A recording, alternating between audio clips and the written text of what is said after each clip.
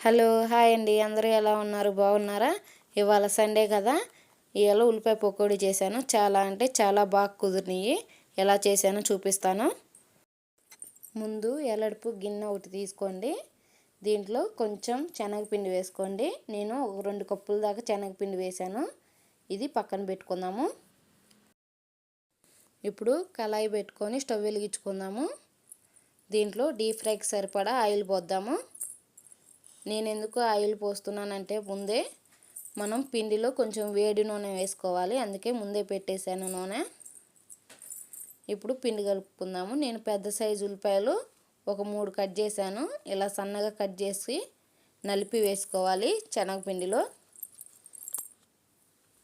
ఇలా మొత్తం నలిపి వేసుకున్నాక పచ్చిమిర్చి ఒక 5-6 నేను చిన్న ముక్కలుగా కట్ చేశాను. ఇలా కట్ చేసి వేసుకోవాలి.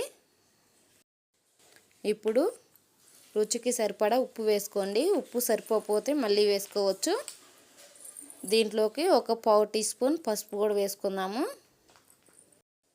ఇప్పుడు కొంచెం కారం కూడా వేసుకోండి. పచ్చిమిర్చి వేసాం కదా, కారం తగ్గించి వేసుకోండి. దీంట్లో ఒక స్పూను అల్లం పేస్ట్ వేసుకుందాము. కొంచెం కరివేపాకు ఇలా చిన్న ముక్కలుగా కట్ చేసి వేసుకోవాలి.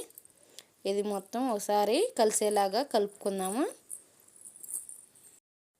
ఇప్పుడు నేను 3 స్పూన్ల దాకా బియ్యం పిండి వేస్తున్నాను.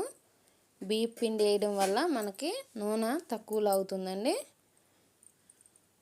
ఇది వేసి మొత్తం ఒకసారి కలిసేలా కలుపుకుందాము. ఇప్పుడు వేడి నూనె 2 గంటలు వేసుకుందాము. ఈ వేడి నూనె వేసుకోవడం వల్ల మనకి క్రిస్పీగా వస్తాయండి పకోడీలు. ఇది ఒకసారి మొత్తం కలిసేలాగా కలుపుకుందాము. కలుపుకున్నాక నేను కొంచెం లూజుగా కలుపుకుంటున్నానండి పిండి. మీకు కావాలంటే కొంచెం వాటర్ తగ్గించి కలుపుకోండి. ఇలా మొత్తం ఒకసారి కలిసేలాగా కలుపుకొని పక్కన పెట్టేసుకుందాం. ఇప్పుడు నూనె కాగిందేమో చూసి పకోడీలు ఇట్లా లూజుగా వేసుకోవాలి. విడివిడిగా వేసుకోవడం వల్ల మనకి ఆ టేస్ట్ అనేది సూపర్గా ఉంటుంది. ఇలా ఆయిల్లో వేసుకున్న తర్వాత ఇది ఒకసారి కలదిప్పుకుందాము.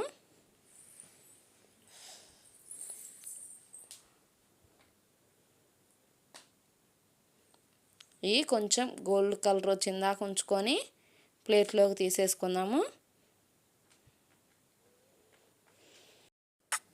చూశారు కదా, పకోడీ ఇలా చేశారంటే చాలా టేస్టీగా కుదురుతాయి. ఒకసారి మీరు కూడా ట్రై చేసి చూడండి. వేడివేడిగా పకోడీలు అయితే రెడీ అయిపోయినాయండి. మా వాళ్ళకైతే చాలా బాగా నచ్చినాయి పకోడీలు. మీరు కూడా ఒకసారి ట్రై చేయండి, మీకు కూడా చాలా బాగా నచ్చుతాయి పకోడీలు.